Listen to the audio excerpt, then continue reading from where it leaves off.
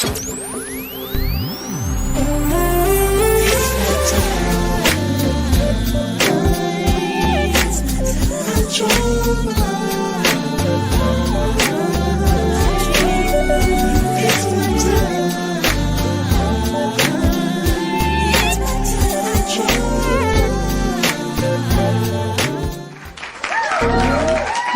and welcome to another episode of You First. That's right, it's all things you, and you. It's all things self-care, mental well-being, personal development, and empowerment.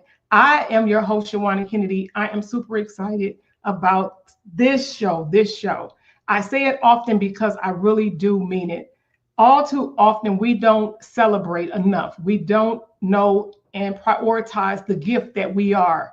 One of the things I had to learn it the hard way, is to make me a priority in my life. So much so that it's been about 5 years ago now that I wound up in the hospital thinking that I had a Charlie horse. It wound up being a blood clot.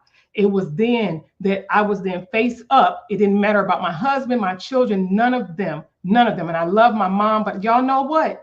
I love me. I had to realize what God had already said to me is that I was a gift and I had to make myself a priority. Let me make sure people understand it's never above your creator. I'll say it again. It's never above your creator, but he has made us a gift. All too often we forget to put ourselves first. That is when I love to have amazing people like my guest today. My guest today, this woman has done some amazing things for over almost 20 years, 15 years. She has lost over 70 pounds. Woo! Yes, that is a big feat. That is a small child. Amen. Right? Or somebody's teenager. She is also a licensed therapist. Now it is her business. She has done so much for herself that God even gave her the unction. And we're going to get into the juiciness of her story and what made her turn it into a business. So I'm excited because she's a mom, she's a wife, all of the things, and she has been able to turn that physical, that mental, understanding what that look and feel like to help not only herself, but to help others. I want you to help me welcome to the platform nobody other than the lady herself, Miss Barbara Parker. Glad to have you here. Welcome. I'm excited that you have paused for the cause, because as you guys, we could see that she's already at work and that we are getting down to the nitty gritty. Thank you so much for being here, Barbara. Thank you. I want to get right into it because I know you got a lot of stuff to tell us. When we think about self-care and mental well-being, what happened? What was that one thing that you said? I said you have a husband, you have children, right? You have family. When was it where you said this is where the rubber meets the road and you had to draw a line in the sand? What happened? For me, I had to realize I was constantly taking care of everybody. I think for me, the pivotal change was my divorce. So going through that process of realizing I was putting more into him and then into myself, into my kids. I was always taking care of him, what he needed, and that was always changing. So never feeling like I really was succeeding in that task. And once I terminated that relationship, I started to have more time to focus on my needs because there was this chasm of not having to fulfill and take care of somebody else. It was now time to take care of me. So that's kind of how that was born. Okay, see, you mentioned something that is very important because I know we have viewers from all walks of life, and you mentioned it was due to your divorce, a divorce. I mean, we're excited about her now husband. So I know you heard me say that she is a wife. That's right. God allowed her to find love again, and somebody decided to claim her and find his good thing, right? But when we think about divorce, so if you could just even talk to divorcees for a minute, or somebody that could be really saying, I already know that. I know the Barbara story. I know what it looks like to be the mom. I know what it feels like to just feel like I'm pouring everything, not only to my children, because don't get me wrong, I'm a mother of 3, and I know we have responsibility. But then when you have another adult who is supposed to be your partner, right? Our husbands are supposed to be, a house band? That's the husband. And when you're not feeling like that, and then you're being pulled on, what did that look like? And how can you help someone that may be actually in it as we speak? So What I've told my clients that have come to me for counseling and want to preserve their relationship, I've told them to focus on their needs. A lot of times you're frustrated because you're taking care of this person, taking care of your mom, your kids, house, and you're not really taking care of yourself, and you just feel depleted. You feel like you don't have the things you need or nobody's looking out for you. It's time for you to start looking out for you. So what you need to do is cut out like maybe 2 hours, beginner style, and say, hey, these 2 hours are mine every week, whether that's taking a walk, just sitting in silence, watching your favorite show, or just nobody can talk to you or do anything and pull on you. It's just time to take care of yourself. For me, I tend to go to the beach and just have quiet time, listen to the waves, feel the sun. Whatever it works for you is what's going to be the thing that's going to be healing to your soul and help you figure out how to find your true north. Whether you have a partner, you married or not, sometimes it's even with family. We have to be okay to pull away and to say that it's okay to set those boundaries. And I know that's going to be a large part of this conversation, because you talk a lot about the boundaries and what that looked like and the things that we have to even unlearn. Let's talk about that. What was one of the biggest things when we think about your self-care and what you get to operate in right now, being even a business owner, and that is your business, to talk about boundaries? What was one of the biggest things that you had to unlearn? Talk to your girlfriend right now. What would you say to your girlfriend? I would say no.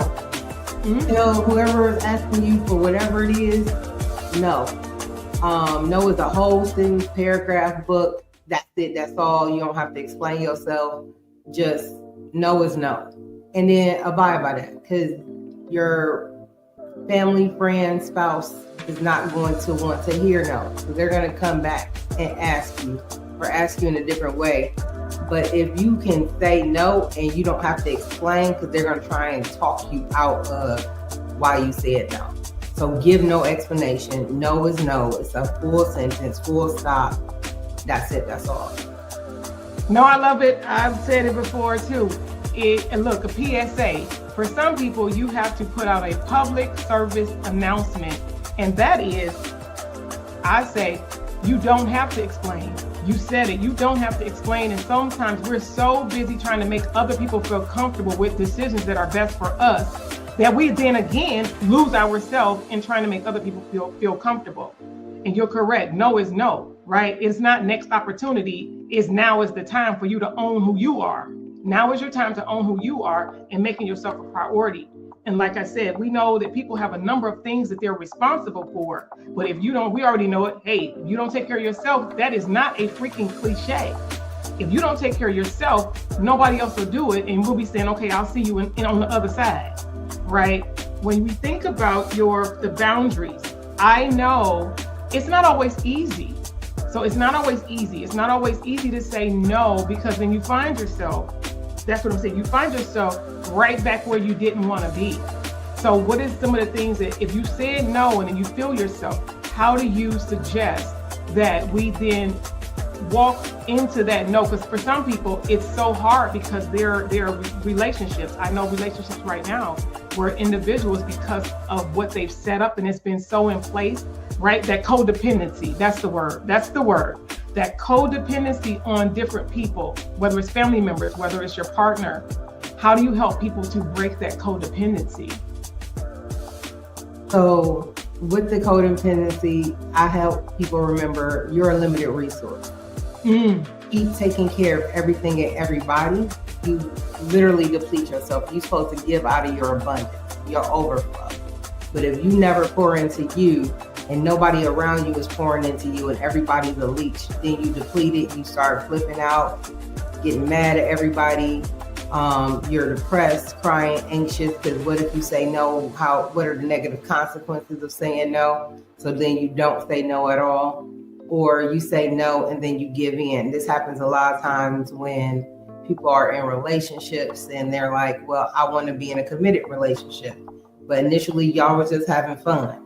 Now you're stuck in this position where you're trying to pivot the relationship and he may not want to. So then you have to decide, are you willing to walk away? And of course, he gonna do everything he can to get you to not walk away. I've had, when me and my ex-husband was dating, I kept trying to get rid of him. He would come to my house and he would say, "Oh, I gotta pee," because I wouldn't let him in the door. And so I let him in. He would plop his little stuff on that couch and then not move. And I'm sitting there like, fine. And then I sit on the couch. And now somehow this feeds back into being in a relationship that I was not wanting to be into, which ultimately led me to get married. I don't regret my 2 kids, however, or the lessons I learned, but just having that boundary, a boundary without enforcement, is just a suggestion. Say that again for the people in the back. A boundary without enforcement is a suggestion. So to make it a true boundary, you have to keep enforcing it. You don't let your neighbors come onto your yard. Why do you let them keep encroaching on your wants, desires, and things that make you feel uncomfortable? Go ahead and with that same, put that sign up. Nope, not doing it. Nope, that's not it. Just cut it off at the pass and just be consistent in your message. They have any questions or they try and get aggressive about it, cut off communication until they can fulfill what makes you feel comfortable. You have to keep saying the same thing until your boundaries are honored or until they no longer have the right to your company. I love that. I love that. Don't y'all love that? Woo! That is good. That is real good because it is needed, and it's those constant reminders. We whether bad or good, we set certain things in motion, we set certain things in place. And so the same way we practice getting muscles, because I know I've seen you, if y'all already know and check her out, Barbara be in the gym lifting a little bit. Barbara be lifting a little bit. She be lifting a lot, matter of fact. And that comes with practice, that comes with discipline. And the same thing is required in order for us to self first, in order for us to put ourselves first, put you first. You have to make that a practice. It's not something that can happen overnight, especially if that's not something that we're used to. I know it's different when we think about Gen Z, all of the different age range and generational things, right? Because we know, depending on how old you are even viewing, we've been taught to be humble and take care of others. I'm big on even where the scripture says, take care of your neighbor as yourself. The whole thing is we haven't been good neighbors to ourselves. So that's why we don't like our neighbor, because we don't even know how to treat ourselves, right? You talk about the grass, forget the grass, because you had the right neighbor, you can be more inclined to, help do a little few things outside because that's your neighbor and you being a good neighbor. But have you started with you? What does that look like for you when you think about the full glass mirror and turning the mirror on yourself? If you had to pick one thing that you said, Shawanna, I was neglecting this. This is the one thing that stands out of all of the stuff that I was not doing, and I knew that I was headed to my detriment had I not made a change. What was that one thing? Not taking care of my health. That's the thing that made a huge difference because when my aunt died and I stayed in the hospital with her for a month consistently, night and day, like they had to send me away and I wouldn't go away unless I knew somebody else was coming to be there with her because she was on life support. I never wanted anybody else to go through that. So I decided my kids wouldn't go through it. So I started focusing on my health. So initially, I didn't even have the awareness to take care of myself. My goal in taking care of myself was to take care of them so they wouldn't have that trauma. So learning to take care of myself became paying attention to my eating habits. Because with me having the bariatric surgery, you can't get but like a wing in or, a little bit of Jell-O or like the amount that changed was crazy. The fact I had to set a timer for I gotta drink at this time, I gotta eat at this time, or I would feel weak and sick. So it built this awareness about what my body needs and when it needs it that I didn't have previously. In addition to that, I would start working out, I would stop, gain the weight back, start working out, stop, gain the weight back. So at this point, when I became aware of my eating habits, I started having this little skin. I'm like, oh, this is not cute. I'm not gonna do this. So I started working out and making sure that I had muscle to replace the fat. And in the course of that, I actually became a lot leaner and stronger in that. And so I made sure that the thing I put first was my workout routine, me eating. Because a lot of times I didn't eat. I would drink coffee all day, and then at 10, 11, 12, 1, 2 o'clock at the end of my work day, I'm starving and I'm eating whatever's still open at that time. So changing what I ate, how I took care of myself was a gradual, long-term process that I still do every day. It made me think about guilt, and sometimes we feel guilty. We feel guilty when we realize, when we have that awakening, right? When we have that awakening and we really truly know, and then we begin to long to know more about ourselves, to really lean in. What did the guilt feel like though? Because you being a natural nurturer, that guilt, talk to us a little bit about the guilt. When you began to say, I've got to do this for me. For example, your mom, what was that like? Did you have any guilt as it relates to certain things that they might have been used to you already always being available, accessible to them?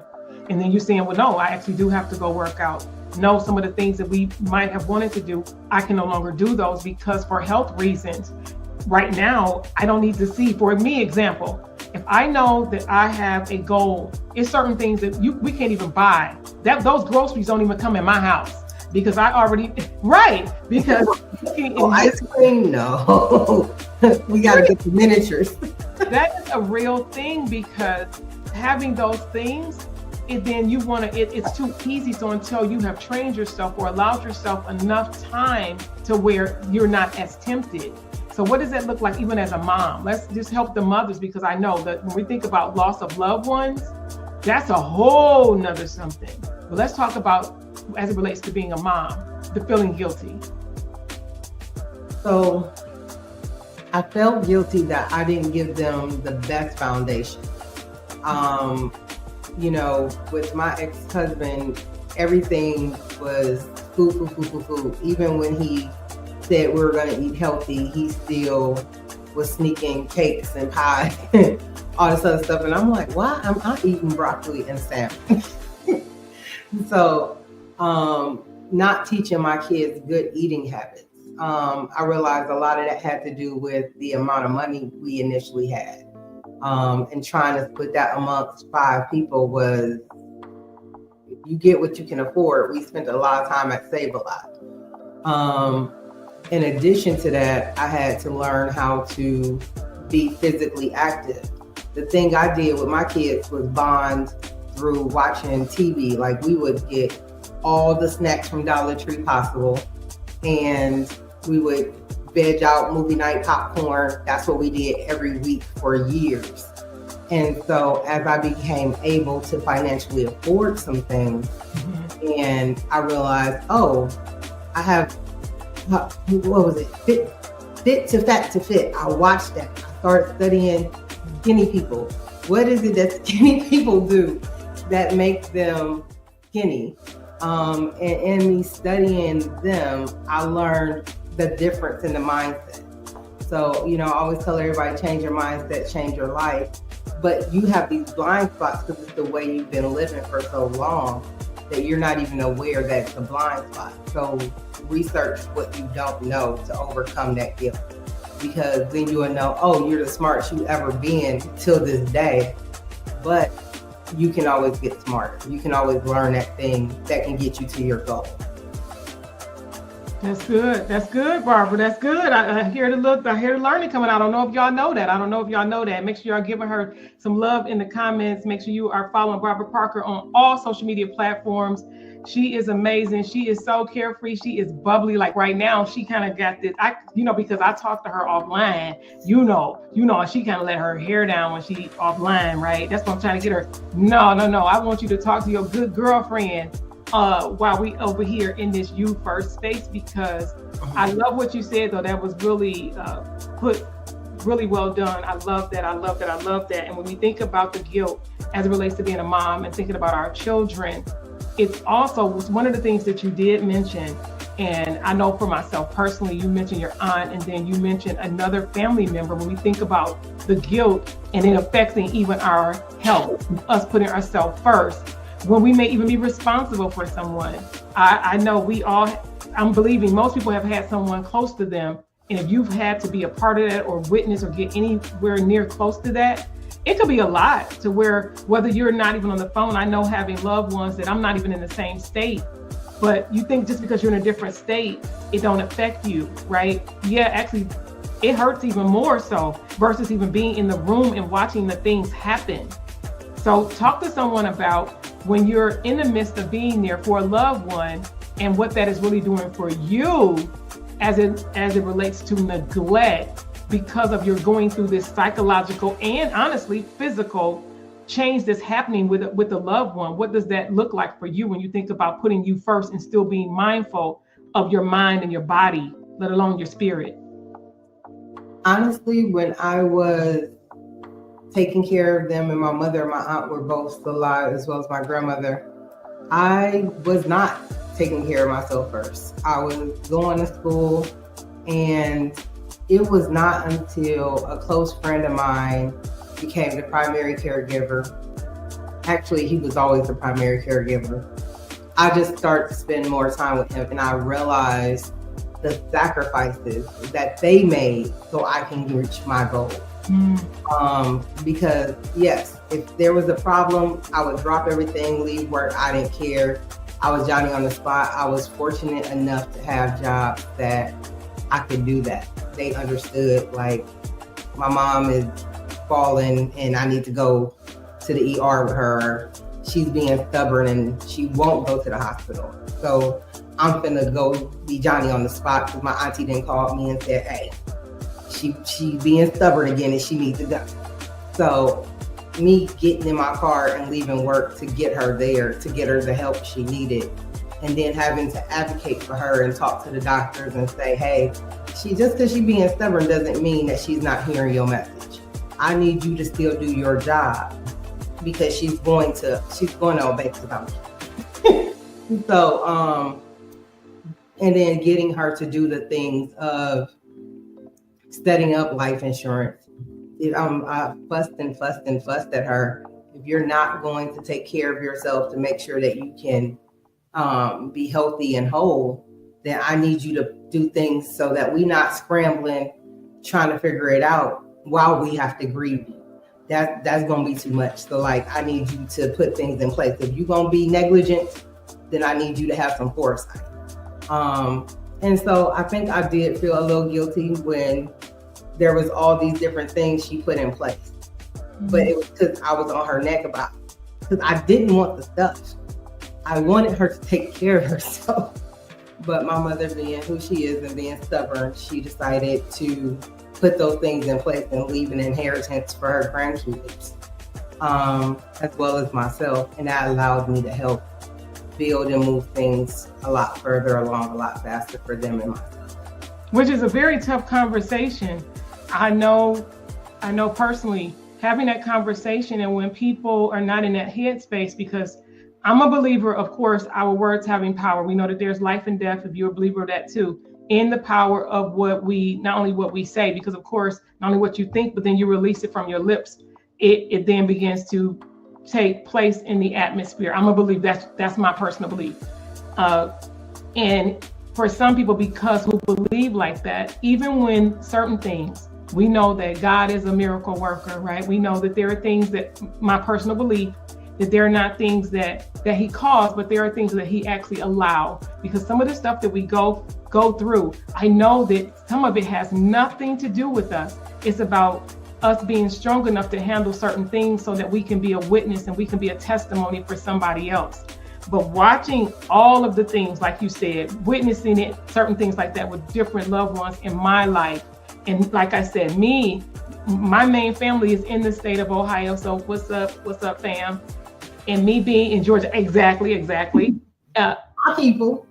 Right. Hey, it's really hard. It really can be hard. It can be tough. And then to have that conversation, I've been one right with my husband, with my children. We have that. I need to know what are your wishes? What would you like? Of course, we already know at the end and the beginning of the day, it's when it happened, we doing what is best. But I would still like to know, and us as a people, I have to say that for us as a people, and it makes me want to cry. And it's because it's knowing what it looked like to be in that space and people not be okay to have those needed conversations. Because not only is it not putting yourself first, that is making it hard for your family. I have got to say that. I know that this is tender right in here, not only for what you're saying, Barbara, so I appreciate you being vulnerable, you sharing and talking just a little bit about that. But I know all too well in the things, and if I'm being totally transparent and vulnerable right now, that I am experiencing in real time. So take care of your business. If you are looking, you're listening, and you need to talk to someone to set some things in order so that your family don't have to do these things. Take care of your business. That's a part of putting yourself first. That is a part of putting yourself first, is taking care of your business. And that even means the hard stuff. That even means having that hard, uncomfortable conversation with yourself first. Yeah. We want to be here forever, right? We believe that no. I'm saying, hey, not only do I want to see 3 digits, but I need to be here when Jesus comes. Amen. Like, I mean, look, when he catches all up, I need to be down here, right? Right. I'm one of those people, but I do love that you are sharing this conversation because it is needed. What would you advise somebody though? Like, talk to somebody real quick as we prepare to even end this segment. One, there's a new app that is out that records your last wishes, the things you want to tell your loved one. So that's something I found out about on a trip. And honey, when she told me what the app was, I started to cry. I was like, oh, I started to run away. I was like, I can't have this conversation. This stuff's still too new for me. But find out what things you can do, what your wishes are for power of attorney. Because having a health power of attorney is very different than a legal power of attorney. So having somebody who's in that last minute making those decisions, somebody you trust to know they're going to do what you wish, and them having that ability legally to do that. Also understanding when you do a will that there's the things that aren't in there go to probate. So if you never have a will, everything could potentially end up in the hands of the state. So everything you worked hard for, that house, everything, if you do not have a provision in there for when your house, when you die, the transfer upon death clause is in there, and it specifies who that goes to and who it would go to if that person is no longer here. Keeping that paperwork up to date, knowing all those different things to make sure that you're maintaining your wealth, because putting things through probate, that costs money and time. And so when you're trying to make these decisions, it holds up things way longer than you ever anticipated. So making sure that you have not only a will, but you're making sure assets have transfer upon death as well. If you have a business, making sure you have things that will transfer into a trust so that it can go to your family. So that also bypasses probate, because these things are taxed. But if you put them where they automatically transfer, then you bypass that tax and your family still gets the benefit of it. So learning everything you can about things beyond insurance. A lot of times we do things because we are in a panic. We're holding fish fries. We're doing GoFundMe. We asking people for help, and everybody not in a position to help. Everybody don't want help, and then you still have to pay $6,000 to $10,000 to put your loved one in the ground, or to do cremation, which is a cheaper route. But if you want to do a memorial service, it's almost just as much as having an actual funeral, because you're still paying a ridiculous amount of money to store your family in the refrigerator, which I hate to say this, but death is a business, and you have to know that there's things that you can do, like getting the urn. I got our urns off of Amazon. They're beautiful. I hide them. They all in the cabinet. all my dead relatives live with me. so, so, you know, when my kids get a little silly and they say, well, your mama asked you, I be like, yeah, she's right there. So we have a dark sense of humor. So, you know, those kinds of things, just figure out where you can cut the cost. And some things are just easier if you know they're there and they're out. I love it. And that is so good. That information, that advice that you gave. Make sure you are connected with, look, Barbara Parker on IG. She is known as Queen BL Parker, Queen BL Parker on IG. You will have all her information right in the information in the description below.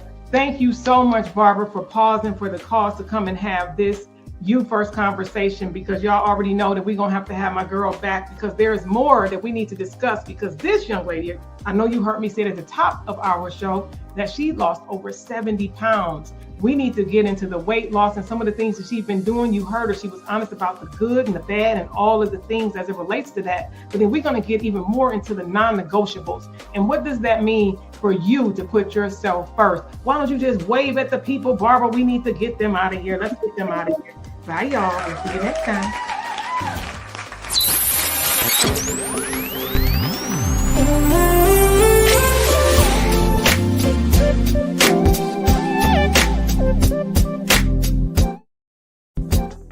This episode is brought to you by Kennedy Media and Entertainment, your premier video productions and digital visibility partner.